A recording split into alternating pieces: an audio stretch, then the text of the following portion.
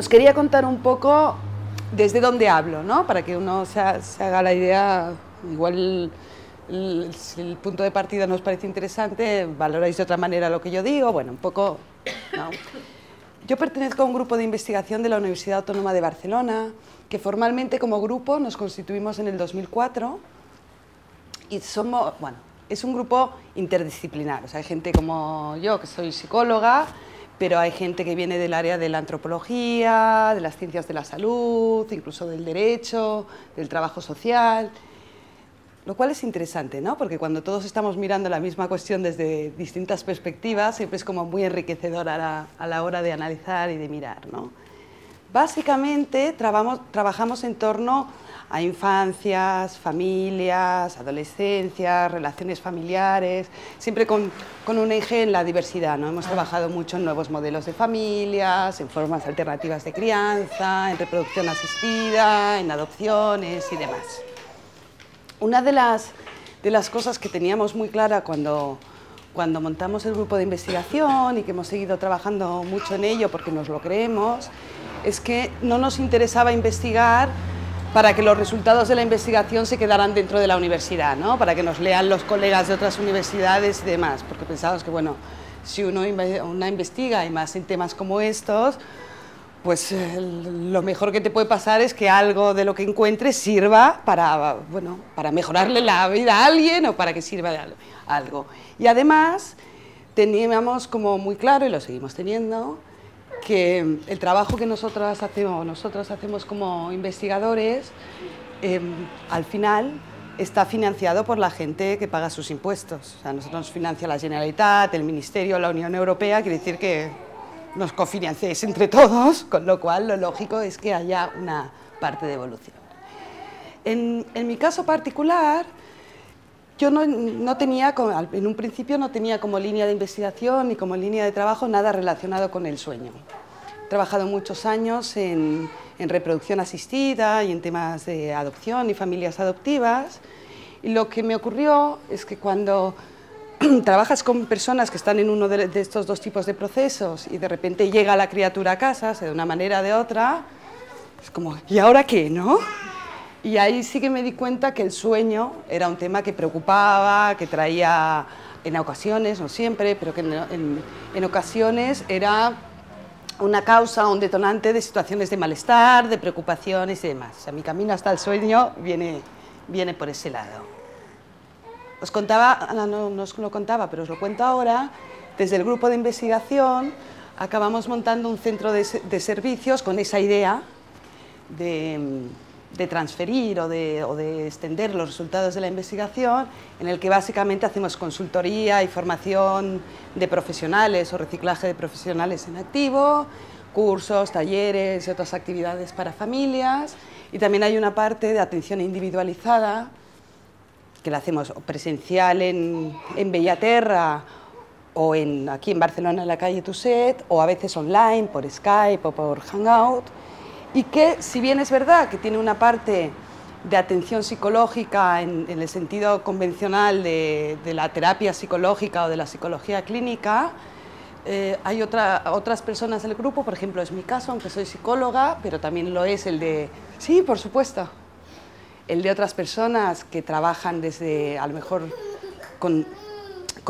desde el ámbito de otras disciplinas, como la antropología, que lo que hacemos es más, ¿cómo decirlo?, como un servicio de acompañamiento, ¿no? En el que la gente consulta una duda puntual, en un momento en que está pasando algo en casa o en sus relaciones que no sabe cómo solucionar, y que a veces se resuelve en esa consulta puntual, o si el tema es un poco más complicado, en alguna más, pero que no está pensado como un espacio de terapia, sino como un espacio de reflexión, en el que uno puede hablar de lo que le preocupa, tiene un profesional que ha trabajado el tema y por lo tanto tiene conocimientos y experiencias sobre este tema y que le puede invitar a verlo desde otro punto de vista, o decir, mira, nosotros hemos visto que en estas ocasiones hay gente que lo ha resuelto así, o por qué no te lo miras así, ¿no? Bueno, yo hoy os voy a hablar de esto que pone aquí, empezando con los 7 mitos sobre el sueño de los bebés. El primer mito es este de que los bebés pueden dormir toda la noche sin despertarse. Y, a ver, como todos los mitos, tiene su parte de verdad. Hay algunos bebés, muy poquitos, añadiría yo, que a lo mejor sí duermen 6 o 7 horas del tirón casi desde el primer día, pero son casos muy excepcionales, ¿no? En primer lugar, porque el estómago de los recién nacidos es muy pequeño, y entonces ellos, que además no distinguen entre la noche y el día, necesitan comer cada pocas horas, entonces se despiertan, comen, duermen unas 4 horas, se vuelven a despertar, comen, y es así, ¿no? Por otra parte, vale la pena señalar que es también lo que hacemos en las personas de otras edades, ¿no? Incluso las personas adultas. Todos nos despertamos por las noches y algunas veces ni nos damos cuenta, ¿no? El problema no es despertarse, el problema es volver a dormirse, ¿no? Y en esta acción de poder volverse a dormir, a ver, para volverse a dormir, ¿uno qué necesita? Necesita relajarse, calmarse y volverse a dormir. Y esto que has dicho así es tan sencillo y que en nuestra experiencia cotidiana es muy habitual. Claro, los bebés no nacen enseñados y necesitan ayuda para calmarse, eso ya lo sabemos, ¿no? Eso, bueno, seguramente porque nuestro cerebro es muy complicado, los cachorros humanos nacen absolutamente dependientes para todo, ¿no? Una tortuga sale del huevo y se pone a andar. Un cachorro humano, durante un periodo largo, prácticamente no puede hacer nada por sí mismo, ¿no? Y muchas veces, la mayoría de los casos, tampoco puede calmarse por sí solo y necesita ayuda, ¿no? Mito 2, este me gusta mucho, ¿no? Los bebés necesitan silencio para dormir, esa cosa de shh, que está durmiendo o que se tiene que dormir, ¿no? Bueno, no es verdad. Y paradójicamente, el ruido ayuda, ¿no? Si lo pensamos, los recién nacidos vienen de haberse pasado 9 meses en el útero materno, donde entre el corazón, el sonido de los distintos órganos haciendo sus labores y demás, como un concierto de rock realmente aquello, ¿no? Entonces de repente pensar que el silencio les va a calmar cuando vienen acostumbrados a un sonido constante, no es verdad. Y de hecho, el ruido ayuda, Y el ruido ayuda. La tele a todo volumen, con una película en la que ahora tienen un diálogo y después tiros y una bomba y no. Pero un sonido constante y monótono les ayuda a relajarse, les ayuda a calmarse. Y yo os ponía aquí estos dibujos porque, por ejemplo, funciona el truco del secador. O sea, tú le pones un secador del pelo al lado de la cuna al bebé y es como... ¿no? Incluso una aspiradora, ¿no? Recuerdo en un taller para familias que tenían niños pequeños, que había una madre que decía, a mí lo que me funciona es ponerle la radio, una radio aquellas antiguas, porque ahora casi todas son digitales, entre 2 sintonías, del... bueno, ¿no? Y, o la radio con un canal de noticias, ¿no? Y una madre decía que desde que había descubierto que con el canal 24 horas su hijo dormía, fan del canal de 24 horas, ¿no? Bueno, la idea de que no necesitan silencio porque no vienen acostumbrados a estar en silencio, que el sonido, si es monótono y constante, les ayuda, ¿no? Un tercer mito que a lo mejor algunas de las que dais pecho habéis oído alguna vez, esta cosa de, duerme mal porque le das el pecho. Si le dieras el biberón dormiría como un lirón, ¿no?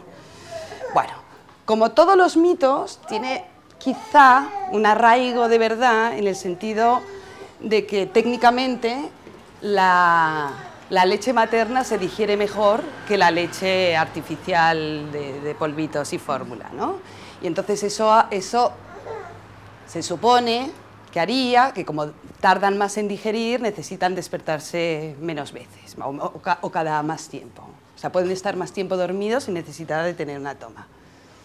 Bueno, la diferencia no es significativa y por nuestra experiencia os puedo decir que hay niños que toman el pecho y que duermen muy bien, hay niños que toman el pecho y no duermen nada bien, y hay niños que toman biberón y duermen muy bien, y hay niños que toman el biberón y no hay quien los duerma, ¿no? O sea, no hay una relación así, causa-efecto, que podamos ver.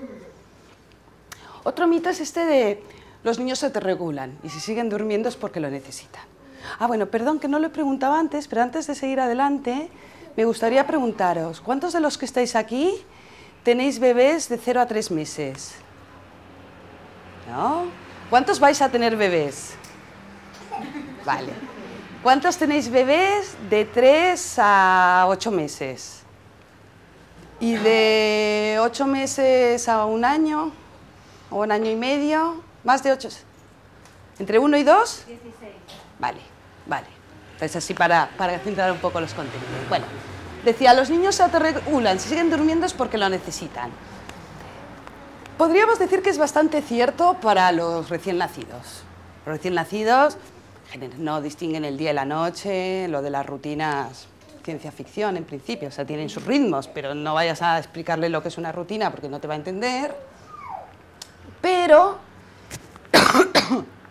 apenas van teniendo un poquito más de edad, los horarios y las rutinas se vuelven muy importantes.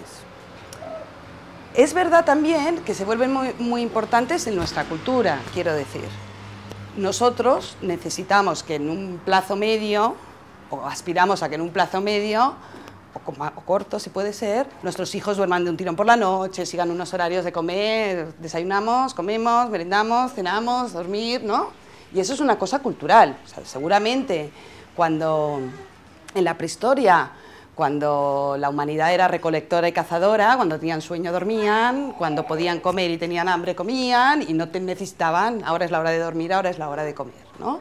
En realidad hay muchas cosas que no podemos decir que son naturales en el sentido de que las llevamos inscritas en nuestra naturaleza de humanos ni en nuestros genes, pero que aún así tenemos que mirar la manera de equilibrarlo por, como dice una compañera mía que es muy graciosa, por los imperativos de la vida cotidiana, ¿no? O sea, si tú te vas a trabajar a las 8 de la mañana y le tienes que dar el pecho antes a tu hijo, lo tienes que despertar antes de las 8 de la mañana, lógicamente, ¿no? Bueno, decía que para los recién nacidos es posible, hasta los 3 meses, 4 meses, que sí, que se autorregulan y duermen lo que tienen que dormir y comen lo que tienen que comer, y salvo que el pediatra nos dé un toque diciendo que a veces pasa, ¿no? Oye, no está ganando el peso que debiera, despiértale cada X horas porque necesita hacer una toma más al día porque si no se está quedando bajito de peso. Bueno, salvo que hubiera alguna indicación de ese tipo, en general los recién nacidos sí que se autorregulan, pero pronto tenemos que fijarnos en esta importancia de los horarios y de las rutinas, ¿no? Y además, los horarios y las rutinas proporcionan no solo un esquema estable, sino antes os decía, aprender a dormir solos es un aprendizaje, es el aprendizaje de aprender a calmarse. No hay nada que dé tanta seguridad a los niños como la previsibilidad y la rutina, el que las cosas se repitan. Y de hecho, los que tenéis niños un poquito más mayores, habréis visto que incluso en cosas que aparentemente son cosas positivas, como una fiesta o cualquier otra sorpresa que sale de la rutina, los descoloca mucho a nivel de seguridad emocional y de estabilidad, ¿no? Volveremos luego al tema de las rutinas, así que de momento me salto esta tip. Mito 5. Este es muy fantástico también, ¿no? Esta idea de que si los cansas durante el día, van a dormir mejor por la noche, ¿no? Mentira, mentira. Cuando los niños llegan demasiado cansados a la hora de dormir, les cuesta mucho relajarse y conciliar el sueño. Y eso lo vemos en los niños cuando han tenido mucha actividad en un día o cuando han hecho muchas cosas que les han excitado. Esa idea de los niños que a las 8 de la tarde están pasados de vueltas y no hay quien los duerma, ¿no? Y algunos estudios señalan la relación de eso con el hecho de que cuando uno no duerme lo que necesita, o sea, se mantiene activo sin dormir lo que necesitas, segrega un tipo de adrenalina, el cortisol, que luego impide que te duermas. A ver, nos pasa a nosotros en la vida de adultos, seguramente muchos de vosotros, alguna vez que por trabajo, por un viaje o por lo que sea, has estado acelerado sin dormir 18 horas y luego te metes en la cama y no te duermes, ¿no? Bueno, es lo mismo. Perdón. Con lo cual, una derivada de esta es que muchas veces cuando los niños se resisten a dormir por la noche, los vemos irritables, aunque está cansado y no hay manera de dormirlos, muchas veces la causa es que están demasiado cansados. O sea, pensar que para los niños pequeños el descanso durante las horas de día es importante. A veces hay familias que sienten la tentación de decir, bueno, no está durmiendo la siesta, qué bien, que esta noche va a dormir fantástico. Y luego llega la noche y no hay quien duerma al niño, uno. Tú dices que sí, ¿no? Bueno, no hay quien duerma al niño. Y dos, curiosamente uno podría pensar, bueno, pero llega tan cansado que dormirá de un tirón. Tampoco, se despierta más veces, ¿no? Con lo cual, muchas veces cuando las familias dicen, es que todos los días le cuesta dormirse y se enfada mucho a la hora de dormirse, una de las primeras recomendaciones es, ¿por qué no pruebas adelantar 20 minutos o media hora a la hora de dormirse? ¿No? Porque a veces es justo esa media hora que te has pasado de vueltas el que no permite que se relajen y se duerman. Otra idea en relación con esto es aprender a observar a los bebés, sobre todo, en sus signos, cómo muestran los signos de cansancio, que son diferentes en cada bebé. Hay bebés que se rascan un ojo. Hoy había una mamá que decía, la mía se toca la oreja. Bueno, pues se toca la oreja, otros se ponen como más irritables, empiezan a hacer, ¿no? Bueno, cada bebé tiene su forma. Y la verdad es que los padres y las madres suelen ser los primeros que detectan y aprenden a decodificar esas señales. Entonces, a los primeros signos de cansancio, a dormir y así no nos vamos a quitar problemas, ¿no? Vamos a seguir un poquito. Otro mito, el colecho, o sea, el dormir en la misma cama con el bebé o con un niño, crea una insana relación de dependencia. Tenemos múltiples evidencias, tanto desde el campo de la historia como desde el campo de la antropología y de mirar de lo que se hace en otros lugares, de que eso no es así. De hecho, esta idea de que los niños tienen su habitación, su dormitorio aparte, si miramos la historia de la humanidad, es relativamente reciente. Y además, incluso hoy, en muchas culturas, desde gran parte de África hasta Japón, por ejemplo, se sigue compartiendo una única cama familiar. O sea, que crean una... Como resultado de eso, no es verdad que los japoneses o los nigerianos sean seres más inseguros ni más independientes que los catalanes o los franceses, no. El colecho tiene sus ventajas. Por ejemplo, sobre todo con bebés muy pequeños, que todavía estamos en ese periodo en que se despiertan varias veces por la noche para la toma o para el biberón, claro, si estás en la misma cama es todo mucho más fácil, no te tienes ni que levantar, ¿no? Además, es verdad que la misma presencia, el mismo contacto físico les ayuda a relajarse y se duermen. Ponía lo de compensación porque cuando entrevistamos a padres y madres, algunos de ellos, sobre todo madres, hablan de esta cosa de que para ellos tiene un valor importante la compensación, en el sentido de que vivimos en una sociedad en que a las madres que trabajamos se nos hace sentirnos muy culpables, por eso de que dejas muchas horas de la crianza de tus hijos en tu ausencia, ¿no? Y muchas madres relatan que para ellas el colecho es una manera de compensar eso, ¿no? Bueno, pues seguramente durante el día no estoy muchas horas con él, pero por la noche sí. Bueno, de todas maneras siempre digo que el colecho no es una solución para todo el mundo, ¿no? Hay algunos casos en que directamente está contraindicado, por ejemplo, está contraindicado en personas con obesidad mórbida, por ejemplo. Lógicamente, pues puedes ahogar al bebé sin darte cuenta. Está contraindicado con padres y madres que llegan muy agotados a la hora de dormir, de esos que no los despierta ni un bombardeo. Eso también es un peligro añadido. Y sobre todo, está contraindicado si a ti te causa un problema. Si tú vas a dormir mal y vas a estar menos descansado, eso no va a beneficiar a tu bebé. Porque vas a estar con menos paciencia, con menos ganas de hacer las cosas bien, más agotado, o sea, esa es la primera.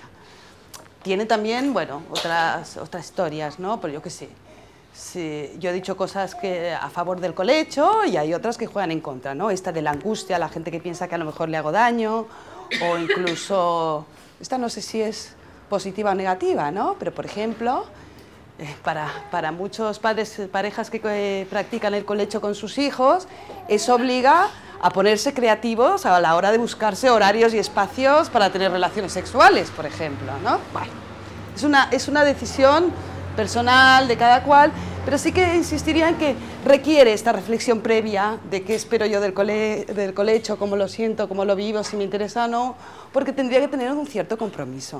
O sea, lo que no sería justo es, bueno, hago colecho los fines de semana, pero ya el lunes y martes no, porque voy más estresado, porque al final, os decía, los niños necesitan consistencia y repetición y al final le estoy cambiando el escenario de sueño todos los días, ¿no?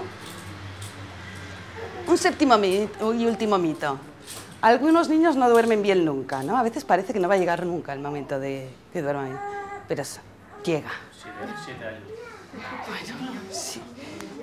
Bueno, es un aprendizaje y algunos niños lo hacen más rápido y otros más lento. También luego veremos algunas formas, y podemos además hacer un coloquio sobre ello, de formas de ayudarles en ese aprendizaje para que sea más rápido. Luego llegas a las edades como la de la mía, adolescente. No, meterse en la cama es difícil, ahora sacarla por la mañana... Ahora cuesta, con 7 años le cuesta salir de la cama. Bueno, claro, ya tenemos el sueño del revés, ¿no?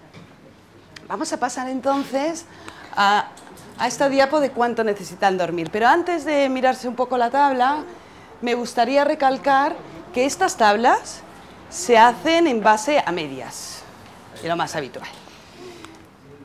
Que si nuestro hijo o hija no encaja en estas tablas, no quiere decir que tenga un problema necesariamente. Es decir, también los adultos. Hay personas que con menos de 8 horas y media de sueño no pueden hacer nada y están insoportables, y hay gente que con 5 horas y media tira y no sabe dormir más, no lo necesita. Bueno, con los niños pasa igual, ¿no? Hay mucha diversidad y no quiere decir que necesariamente estamos fuera de estos rangos habitualmente. Bueno, a lo mejor nos ha tocado un niño más despierto o más dormilón y no pasa nada. Sí es más importante cuando de repente veníamos con un patrón de sueño y sin causa aparente durante un día, no, porque pasa de vez en cuando, pero 3, 4 días, dices, ¿cómo puede ser que ahora duerma 3 horas menos todos los días que la semana pasada, si ni está enfermo? Si... Bueno, ahí una consulta al pediatra, por lo menos para que nos tranquilice, tampoco está de más, ¿no? En principio, de 0 a 3 meses, bueno, esto que decíamos, ¿no? Duermen 4 horas, se despiertan, comen, vuelven a dormir, pero en total, por cada ciclo de 24 horas, vienen a dormir entre 15 y 18 horas diarias, ¿no? Cuando ya crecen un poquito más, entre los 3 y los 6 meses, lo habitual es que pasen a hacer 2 o 3 siestas diarias, ¿no? Normalmente, pues a veces se despiertan por la mañana, hacen una toma o un biberón, duermen un poquito, después de comer duermen otro, o sea, después de la siguiente, a la hora de 1:30, así duermen otro poquito, y a media tarde otro poquito. Vienen a dormir 14, 16 horas, la cosa más o menos se mantiene en el siguiente medio año, hasta que cumplen 1 año, pueden dormir un poquito menos, pues ya van necesitando menos. De 1 a 2 años, la siesta ya pasa a ser 1 o 2, ¿no? Y con mucha frecuencia hacia los 18 meses, insisto, mucha frecuencia quiere decir que si tu hijo a los 18 meses sigue durmiendo 2 siestas no pasa nada, pero muchos niños a los 18 meses ya solo duermen una siesta diaria. Y de 2 a 3 pues también duermen 1 hora y una media de 12-13 horas. Es interesante señalar, me puedo mover, ¿no?, con este cable, es interesante señalar que más o menos por aquí hay un porcentaje importante de los niños que empiezan a dormir por la noche, o sea que ya a partir de los 6 meses o así, la toma nocturna se reduce a 1 y a veces a ninguna y duermen de un tirón. Cuando digo de un tirón quiere decir cualquier cosa entre 8 y 12 horas. A veces no nos lo parece, porque si has acostado a tu hijo a las 8 y se despierta a las 4 de la madrugada, te parece que no duerme nada porque tú te has acostado hace 4, pero ya tenemos ese margen un poquito mayor. Bueno, técnicas que ayudan para los recién nacidos, que había muchos o que llegarán pronto muchos. La primera es la del ruido, que ya la hemos comentado antes y que no voy a insistir más. La segunda es la del shh, que eso seguramente muchos tenéis la experiencia cotidiana, ¿no? De un niño que llora, lo tomas en brazos, le das golpecitos rítmicos, así como si fueran latidos de corazón, y le haces shh, se calma. Calma, suele ser una cosa que funciona muy bien. Otra técnica que funciona es la técnica del envolverlo, que no sé si alguno la conoce. Bueno, con los niños pequeños funciona muy bien y en internet podéis ver vídeos y tutorials de cómo hacerlo con una mantita y hay casas comerciales que te venden ya el saquito hecho. Colocar a los niños con un brazo a cada lado y envolverlos así. ¿Por qué? En primer lugar, porque una de las cosas que más hace que se despierten es el propio movimiento de sus piernas y de sus brazos, con lo cual cuando los tienes así contenidos no se despiertan por eso. Por otro lado, aunque a nosotros nos pueda parecer súper incómodo que te inmovilicen así, hay que pensar que ellos vienen de estar 9 meses en el útero encajados, o sea que de alguna manera esa idea de contención los tranquiliza, no los incomoda, ¿no? Es importante señalar que aunque esta técnica da muy buenos resultados, no sirve cuando los niños, o sea, hay que abandonarla inmediatamente cuando los niños aprenden a darse la vuelta por sí mismos. Seguro que a todos os han dicho que a los bebés conviene ponerlos a dormir boca arriba para evitar el riesgo de muerte súbita y demás. Si tú envuelves a tu hijo en una edad en que ya sabe darse la vuelta, en algún momento puede conseguir darse la vuelta y puede tener, pues claro, puede ahogarse, ¿no? El colecho, que no insistiré porque ya hemos hablado de él. La hamaca vibradora, no sé si las habéis visto, son estas sillitas así que tienen un regulador que vibra, ¿no? Bueno, ¿no? Yo no soy partidaria de la hamaca vibradora en principio, porque creo que con las otras cosas la gran mayoría de los niños se duermen. Pero yo sí he visto casos mágicos con la hamaca vibradora, entonces si hemos llegado a la situación de que ya no me acuerdo cuándo fue la última vez que dormí 4 horas seguidas por la noche, y voy cansado a trabajar, y vuelvo cansado, y estoy de mal humor, y estoy a un paso de decidir que voy a asesinar a alguien, hamaca vibratoria, por favor. ¿No? Problema de la hamaca vibradora o vibratoria. La hamaca vibradora. Bueno, estamos acostumbrando a dormir al niño con un... Es verdad que tienen un regulador para luego irles deshabituando y bajándoles la intensidad de la vibración para que se vayan deshabituando, pero bueno, ya os digo, la mayoría de los niños consiguen dormirse sin eso y luego deshabituarlo es un trabajito extra. Ahora, entre la opción de ¿qué hago? ¿Lo mato o lo pongo en la hamaca, por favor? Rápidamente, los principales perturbadores del sueño de los bebés y de los niños pequeños, ¿no? Lo sabéis, los factores físicos. Si tiene hambre, si necesita un cambio de pañal, si hace mucho frío, si hace mucho calor, es posible que se despierten o que no puedan dormirse, ¿no? Las cuestiones médicas, un resfriado, una titis, ya no digamos el reflujo, cuando le salen los dientes, por ejemplo, ¿no? Son cuestiones que alteran su sueño. El exceso de cansancio, que no voy a insistir más, pero lo quería volver a poner aquí porque es uno de los grandes impedimentos para dormir de muchos niños. La ansiedad, que esto es como una verdad de perogrullo. Si estamos diciendo que para dormirse lo que uno necesita es relajarse, si está ansioso no se duerme, o sea, es como de cajón, ¿no? Nueva fase de desarrollo. Lo vemos sobre todo con los niños, pues a lo mejor a los 6 meses, así, cuando ya los niños gatean, cuando ya tienen más, o cuando empiezan a caminar y se van desarrollando habilidades psicomotrices más finas y pueden hacer más cosas y experimentar más cosas, eso puede alterar el sueño.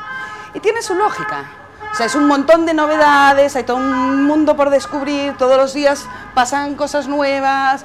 Los que habéis tenido la experiencia, de repente se descubren un pie, ¿no? Y les parece fantástico jugar con el pie. Bueno, pues como a los adultos, cuando tenemos la cabeza muy llena de cosas, nos cuesta más dormir, ¿no?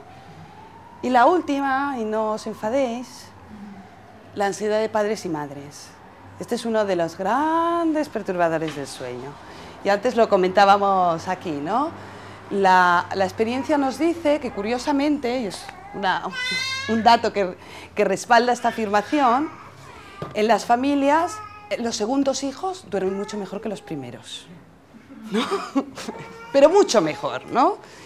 Que yo creo que eso es un poco como esa cosa divertida que se cuenta de los chupetes, ¿no? Que con el primer hijo, a muchos padres cuando se le cae el chupete al suelo, hierven el chupete, no sé qué, y se lo dan. Con el segundo, recogen el chupete del suelo, hacen así, como muchos lo chupan y se lo enchufan. Y con el tercero ya el suelo, el chupete, total, ¿qué? No va a pasar nada, ¿no?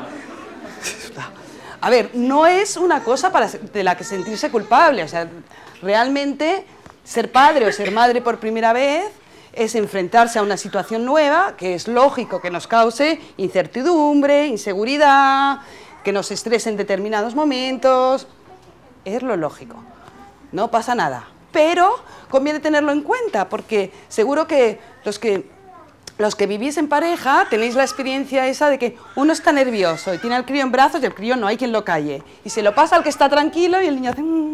¿no? Son como muy mágicos a la hora de absorber nuestro estrés y nuestra ansiedad, ¿no? Ellos, de hecho, regulan su estado en función del nuestro, ¿no? La rutina de ir a dormir. Bueno, ¿por qué es importante la rutina de ir a dormir? Habréis visto que soy muy pesada en esta charla, pero porque creo que es la base, por lo menos, de cómo entendemos nosotras el sueño, a partir de lo que hemos visto en la investigación y en la experiencia de otras familias, que si lo importante para dormirse es poderse calmar, poderse sentir seguro para poder relajarse y quedarse dormido, la rutina es un elemento importante porque hay pocas cosas que le den más tranquilidad a un niño que la previsibilidad, el que las cosas pasen conforme a lo que tocaba, bueno, que es eso, ¿no? La coherencia en los horarios, en las rutinas, les aporta mucha seguridad. Lo contrario, cuando de repente se desmonta la rutina, y sobre todo a las edades de los más pequeños, ¿no? Porque a un niño con un poquito más de edad tú le puedes explicar, hoy, no lo sé, cuando salgas del parvulario, en vez de venir a casa, va a venirte a buscarte la abuela para ir al pediatra. Bueno, pues por lo menos se lo has podido explicar, ¿no? Pero cuando son más chiquititos, como ahora, ¿qué pasa, no? Claves de una rutina eficaz. Bueno, vamos viendo tiempo. La primera es la consistencia de la repetición, ¿no? Intentar hacer siempre las cosas a la misma hora, en el mismo orden. En eso los niños no... Puede parecer que da igual, ¿no? Que si, por ejemplo, en la rutina con mi hijo, con mi hija, yo tengo previsto que primero baño, y después pijama, y después masaje, y después cena, y después, no sé, una nana, o bailamos así un rato antes de meterla en la cuna, digo, bueno, hoy voy a cambiar y voy a poner la cena antes del baño. No funciona, les descoloca mucho, es causarles una ansiedad que luego nos va a costar rebajar, ¿no? La segunda clave, y es muy importante, es que sea placentera y relajada. Que sea placentera para todos. En primer lugar, para el niño o la niña. Si tu bebé no le gusta la hora del baño, porque hay bebés que no les gusta, que se ponen nerviosísimos con el agua, fuera el baño de la rutina de irse a dormir. Lo podemos poner en otro momento del día y también podemos pensar, porque es verdad, que a esta edad, a ver, nosotros tendemos, en nuestro contexto, a bañarlos 7 días a la semana. No lo necesitan. O sea, con una vez o como mucho 2 por semana sería más que suficiente. Claro que les vamos a limpiar cuando les hagamos el cambio de pañal, o sea, no vamos a permitir que estén sucios, ¿no? Pero no necesitan el baño. Entonces, ¿para qué pasar ese mal trago? No tenemos ninguna necesidad, ¿no? Y al revés también, que sea placentera para nosotros, para la persona que acompaña al niño, ¿no? Recuerdo un taller que un padre decía, claro, yo me hice el curso de masajes de bebés, pero me pongo tan histérico, me parece tan aburrido, estoy deseando que se acabe. Fuera el masaje. Porque el momento en que tú te estás poniendo nervioso, se lo estás transmitiendo. ¿Qué sentido tiene, no? Las rutinas no deberían ser muy largas, deberían ser muy consistentes, deberían ser placenteras para las dos partes y deberían ser relajadas. Quiere decir que ya desde 1 hora antes o desde media hora antes podemos ir disminuyendo el nivel de actividad y de estímulos y durante la rutina previa a dormirse deberíamos intentar suprimir cualquier cosa que le altere. Por ejemplo, una guerra de cosquillas antes de dormir no es un buen plan, ¿no? Porque es muy difícil que un niño se relaje después de una guerra de almohadas o de cosquillas, ¿no? Bueno. Otro punto interesante de la rutina es que en la medida de lo posible la rutina del niño la rutina de irse a dormir, como otras actividades durante el día, otras actividades placenteras, el jugar, el hacer un puzzle con papá o con mamá o lo que sea, tengan lugar en la habitación donde el niño duerme. ¿Por qué? Porque al final, y es una aspiración legítima de los padres y madres, vamos a querer que nuestro hijo se quede tranquilo en esa habitación a dormir. No hagamos que la sienta como el lugar donde me aparcan, ¿no? Y me dejan solo. Debería ser un sitio donde se sienta a gusto, que sea un sitio agradable para él. Por eso es importante acumular momentos interesantes y felices y relajados, que no sean solo el irse a dormir en la habitación donde se duerme. Sí. Bases del aprendizaje para dormir solo, ¿no? Esta aspiración que yo decía que es legítimo y que es lógico que la tengamos, porque además es una habilidad que van a necesitar. Primero, pensar siempre que el aprender a calmarse y relajarse es una cuestión progresiva. O sea, un niño que no ha aprendido a calmarse, aunque pongamos en marcha el secador y no sé qué más, seguramente de un día para otro no va a dormir. Al principio van a necesitar más ayuda, no va a dormir solo, quiero decir. Al principio van a necesitar más ayuda, más presencia nuestra que les calme, y con la práctica van a ir aprendiendo a hacerlo cada vez con menos ayuda. Como cualquier otro aprendizaje. O sea, los niños no aprenden de un día para otro a vestirse, ni aprenden cuando son mayores de un día para otro a escribir, ¿no? Primero necesitan más ayuda y después cada vez van necesitando menos hasta que lo hacen solo. Vuelvo a insistir en esta idea que creo que aparecía antes, de acostarlos cuando están cansados y relajados, pero despiertos. Podemos tener la tentación de decir, bueno, que el niño...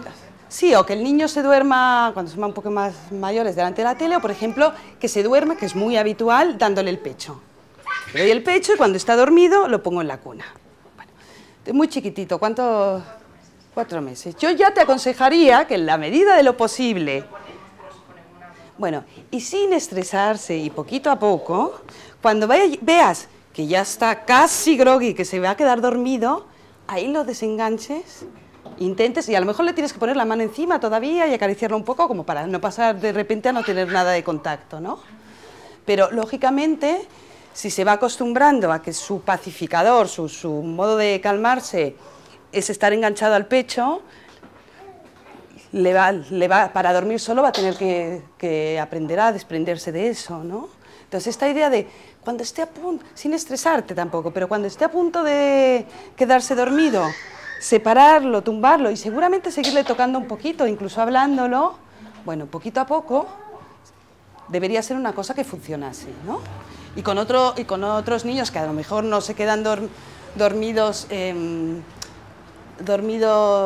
cuando están haciendo una toma, pero que se quedan dormidos en brazos o lo que sea, intentar eso, detectar el minuto antes de que se quede dormido para ponerlo en la cuna, porque al final le estamos dando una ocasión de practicar ese aprendizaje. Es decir, me he dormido solo, no ha pasado nada, ¿no? Bueno.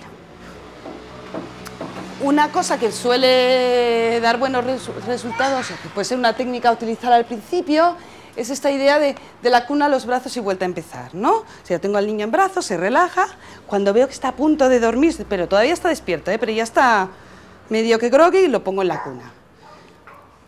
Puede ser que al principio, sobre todo, lo pongo en la cuna y empieza a lloriquear o a llorar, ¿no? Lo vuelvo a coger en brazos y repetimos. Los primeros días puede tener que repetirse muchas veces, porque es un proceso de aprendizaje progresivo, insisto, ¿eh? Pero con la repetición vais a ver que cada vez son menos las veces que se tarda en hacer esto. O sea, si al principio no se te quedaba dormido hasta la 5ª vez, pues a lo mejor al cabo de unos días es a la 3ª y poquito tiempo después a la 2ª y luego ya a la 1ª. Ya estás cansado, toma, te duerme, listo, ¿no?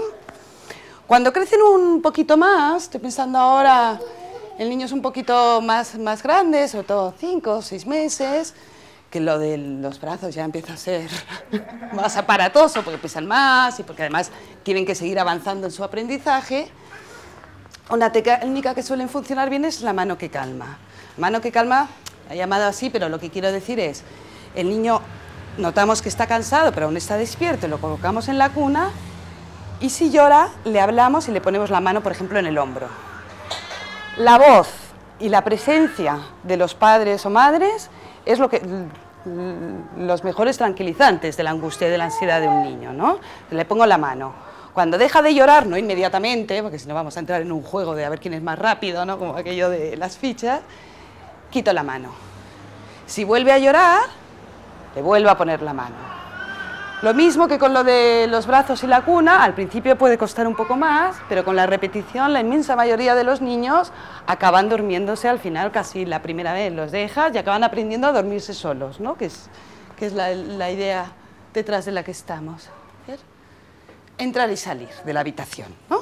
Esta es otra idea con niños quizá un poquito mayores, perdón. Esta idea de te explico que ahora ya hemos hecho toda la rutina, el beso de buenas noches, todo lo demás, y cuando estás tranquilo y estás en la cama, te explico que ahora mamá, o papá, ¿no? Ahora mamá va a ir a hacer no sé qué, da igual. Va a ir al lavabo o va a irse a hacer un té y vuelvo en 5 minutos. Te vas y vuelves. Si prometes que vas a volver, vuelves. Lo que suele ocurrir con esto es que las primeras noches el niño está esperando a que vayas y vuelvas. A la semana o a los 10 días, cuando vuelves, el niño está durmiendo. Porque ya ha aprendido a esperar sin angustia el si volverás o no volverás.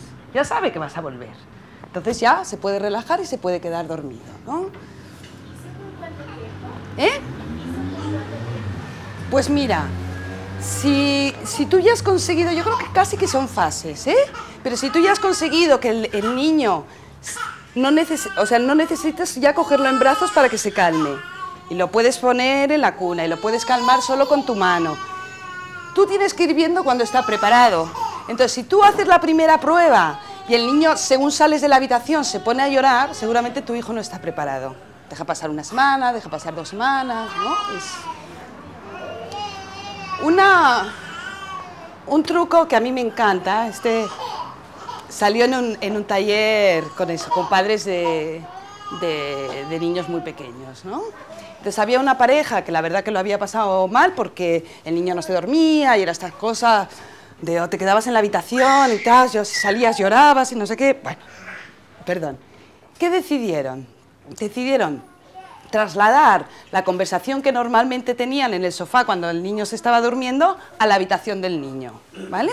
Y entonces, al lado de la cuna, se sentaban y empezaban a hablar pues, de las cosas que hablamos cuando llegamos a casa, de cómo me ha ido el día, de lo que vamos a hacer mañana, de a quién le toca ir al supermercado. No hay cosa más tranquilizadora por un lado, pero más aburrida, que tener a tus padres en tu habitación, ahí con un rollo monótono que ni entiendes, ni te interesa, ni nada.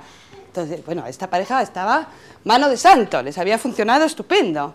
Bueno, a veces es cuestión de buscar cuál es el recurso, ¿no? Yo, por ejemplo, en mi caso personal, recuerdo que si llegara a eso, cuando mi hija era pequeñita, debía tener 14 meses o un poquito menos, lo que yo hacía era, yo tenía una mesa en su habitación, ella se acostaba, o sea, cuando ella estaba acostada, yo me ponía a trabajar, a contestar emails o lo que fuera, ¿no? Y entonces, a ella no necesitaba ni que, de hecho me ponía de espaldas a ella, ni estaba en su ángulo visual, pero sabía que estaba, ¿no? Todo perfecto, y además enseguida pude empezar con eso de, me voy a hacer un té, ahora vuelvo. Me hacía un té y volvía, la tercera vez, dormida como una bendita, ¿no? Al final, yo sé que habréis oído hablar del método Steville, seguramente, de estas cosas de, tienen que aprender y hay que dejarles llorar hasta que se cansen. Yo no soy partidaria, o sea, me parece que seguramente son enfoques distintos, ¿no? Soy una convencida de que lo de conciliar el sueño y dormirse consiste en relajarse, y me parece que lo que no podemos pretender es que en ese aprendizaje hacerlo al revés, angustiemos su angustia hasta que no pueden más y desconecten. Porque aparte tiene un aprendizaje implícito que tampoco me parece nada interesante, que es el hecho de, cuando yo estoy desbordado por la angustia, las personas que teóricamente se tendrían que hacer cargo, me dejan, ¿no? Yo, a ver... ¿Cómo tener un Claro. Una esa. Y luego, aunque, a ver, pongo por delante que no se entienda que estoy diciendo que va a pasar eso, porque lo que os voy a contar ahora es una situación muy extrema, ¿no? Pero yo he trabajado mucho tiempo en el ámbito de la adopción. Entonces, los niños que de bebés o de chiquitos han estado en centros o en orfanatos donde no hay cuidadores suficientes, con lo cual el método civil es el pan nuestro de todos los días y además a toda hora. También es verdad que el resto del día tampoco tienen un ambiente y una atención que lo pueda compensar, ¿eh? Pero son niños que se han acostumbrado a que, como cuando lloraban porque tenían hambre, sueño, necesitaban un cambio de pañal o lo que sea, nadie acudía. A lo que han aprendido es a que cuando están estresados o cuando una situación les desborda, desconectar, ¿no? Y lo vemos en niños ya mayorcitos, ¿eh? Niños en la primaria. La vida les enseñó eso, ¿no? Sí, no a todos los niños que han pasado por una institución de este tipo, pero a niños que han estado mucho tiempo en que su día a día ha sido eso. Yo lloro porque necesito algo, que por otra parte, evolutivamente es lo que toca, ¿no? Lo decía antes. Los bebés nacen dependientes y lloran cuando necesitan que les atendamos una necesidad. La naturaleza es muy sabia, ha hecho el llanto de los niños muy insoportable y a los niños como tales con una facilidad enorme de provocar ternura y de provocar que los adultos se nos despierte el instinto de protección, porque en ellos iba la supervivencia de la especie, ¿no? Pero claro, si un niño llora y no obtiene esa respuesta que espera, que como tú dices es la que está haciendo, no solo el vínculo con la madre, con el padre, también la seguridad, ¿no? En el momento en que yo tengo la seguridad de una base segura, de alguien que me sostiene cuando necesito, ya puedo salir al mundo a hacer cosas por mí mismo, ¿no? Bueno, decía lo de darle oportunidades de practicar, que ya hemos hablado, y bueno, yo lo dejo aquí y así nos quedan todavía 10 minutitos por si hay alguna pregunta, algún comentario, alguien que quiera decir algo. ¿Qué piensas del colecho? Del colecho, lo hablaba antes. No, pero no importa, ¿eh? No importa, no importa. Yo creo que el colecho es una buena solución, con muchas ventajas. Decía antes que es absolutamente falso eso de que impide el desarrollo de la autonomía de los individuos, y daba como ejemplo no solo la historia de la humanidad, sino los múltiples lugares del mundo donde ahora mismo se practica el colecho y no salen adolescentes ni jóvenes más dependientes, ¿no? Lo que sí que decía es que es una decisión, es una opción personal que debería tomarse con una cierta reflexión. Quiero decir, si el colecho te funciona, porque además, sobre todo cuando son pequeños, es súper cómodo el tema de las tomas, de los pertrenares nocturnos, es también bueno, calma mucho a los niños la presencia, el contacto con otro, con el padre y la madre y demás, y te funciona, está todo bien. Pero si a ti te causa angustia, porque hay gente que le angustia la idea del colecho, y si me doy la vuelta y le aplasto, entonces no duermo bien porque a lo mejor le estoy dando un... Claro, ese es un tema. O sea, yo creo que practicar el colecho cuando te está causando ansiedad a ti, va a hacer que tú descanses peor y que seas peor padre y que tengas menos paciencia con el mundo, o sea que no tiene sentido, ¿no? Por otra parte, también es verdad, y aunque no es un problema, si para la familia no es un problema, que mientras está aprendiendo, o sea, mientras practicamos el colecho, no está aprendiendo a dormir solo. No pasa nada, pero será un aprendizaje que tendrá que hacer en algún momento, a no ser que a ti no te moleste que siga durmiendo contigo hasta los... Claro, ¿qué es lo que eso sí que funciona, ¿no? El niño duerme contigo, la habitación, la cama está preparada y en un momento dado, cuando tienes 7 años o la edad que sea, el niño decide que se quiere ir. Estupendo, estupendo. Pero lo que no puedes hacer, que también lo decía antes, es decir, bueno, yo hago colecho, pero sin llegar a comprometerme, ¿no? Entonces hago colecho los fines de semana porque voy más descansado, pero el lunes y entre semanas solo algunos días, porque si llego muy cansado de trabajar, no, porque entonces al cambiarle el escenario de dormir constantemente, estás dificultando su sueño, y además le estás haciendo una faena. A esa edad que necesitan seguridad, rutina, no le puedes andar cambiando, ¿no? ¿Más preguntas? Y poner el bebé directamente cuando llegas del hospital en su habitación, eso descartado totalmente, y tú o sea, no que se ponga en tu habitación, sino tú ir a dormir a la suya. A ver, cuando son pequeñitos, casi ni que no tienen ni noción. En realidad es lo que a ti te sea más cómodo. Me estás hablando de un recién nacido que todavía se despierta varias veces para hacer varias tomas nocturnas y demás. En ese momento lo importante es que los dos descanséis bien. Si para ti te es más cómodo que poner el Moisés en tu habitación, irte a dormir a la suya... Bueno, lo decía porque así no va a llegar el momento que digas, ahora te tienes que ir a tu habitación, ella verá la habitación, siempre la suya. Es una manera, de todas maneras, no suele ser un gran problema cuando tú acompañas en ese cambio, ¿vale? O sea, es un problema cuando tú al niño le has acostumbrado a dormir en tu habitación y de repente llega un día que dices, no, tú ahora duermes aquí y aquí te quedas. Eso es un problema, ¿no? En cambio, bueno, si uno lo acompaña y al principio seguramente, los primeros días te quedará, a lo mejor te toca quedarse hasta que se duerma, ¿no? Esta cosa de te cojo, te suelto, te cojo, te suelto, ¿no? Hasta que se queda dormido, ¿no? No tiene por qué ser un problema. Ahora, si a ti por las razones que sea te resulta más práctico, o sea, recién nacido, ni siquiera estoy segura de que tengan una conciencia muy grande del espacio en el que están, ¿no? O sea, pero bueno, os habréis dado cuenta, y es una de las premisas de mi trabajo, yo no creo en las recetas que sirvan para todos. Me parece que cada niño es diferente y cada familia es diferente, ¿no? Y que aquí se trata de encontrar un equilibrio que satisfaga a todos y que funcione para todos. ¿Más preguntas? ¿Puede enseñarle a dormir solo? Que ya, por ejemplo, él tiene 16 meses. Y claro, no es lo mismo cuando el bebé que lo pones ahí con mucho llora, es que, claro, él ahora se levanta, se coge de la cuna, se puede dar cabezazos. Entonces, no sé, es como que se nos ha ido la mano, ¿sabes lo que me quiero decir? Cuando lo ponéis a dormir, lo acuestas en la cuna y ¿qué hacéis? A ver, él se duerme en el pecho.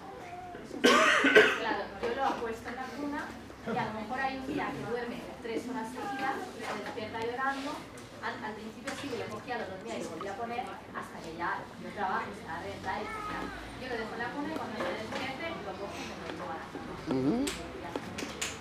Entonces, yo qué sé, situaciones como ayer, yo me fui a cenar con mis amigas, que así nunca voy, pues él lo consiguió dormir solo sin el pecho.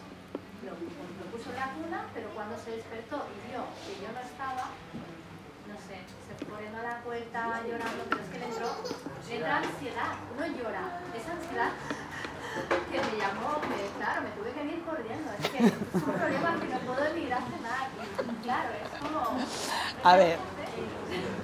A ver, por partes, ¿no? Es verdad que la ansiedad de un niño cuando se le rompen las rutinas y cuando se descoloca, te toca, ¿no? Sí, claro, no es un lloro normal. Si no es una cosa que se repite una vez de cada tanto, tampoco es un drama porque un día llore. Un poco faena para tu pareja que lo tiene que aguantar llorando, ¿no? Pero bueno. Pero, por partes. Tu hijo, es verdad que cuando empiezan a tener más movilidad y pueden salir de la cama, la cosa se complica un poco, pero yo creo que tenéis que empezar por el ejercicio anterior, que es, tiene que aprenderse a dormir sin estar enganchado a la teta. Porque si no, la única manera de volverse a dormir es o la teta o un sustituto, que es irse a dormir a tu cama, ¿no? A ver, que si no os molesta que vaya a dormir a vuestra cama, no pasa nada, y vuelvo a repetir lo mismo. En muchos casos, yo he visto muchos casos en que los niños a esas edades se duermen en su cama, se levantan a las 12, 1 de la madrugada, van a la cama de los padres, a los padres no les parece, no tienen problema con eso, duermen ahí y luego cuando tienen 6 años o 7 ya no quieren más. Bueno.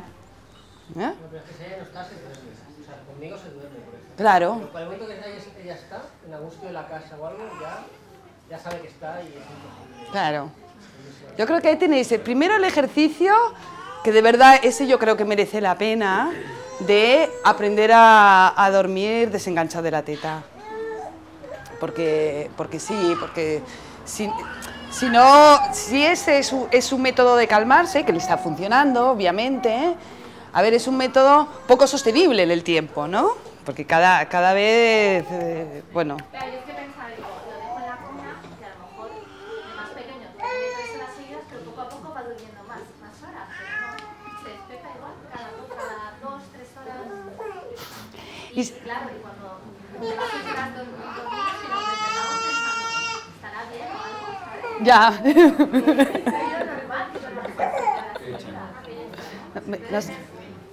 ¿Nos tenemos que ir? Bueno, lo que hacemos, me parece que quedaba alguna pregunta pendiente, la hacemos aquí fuera porque tiene que haber otras. Muchas gracias a todos.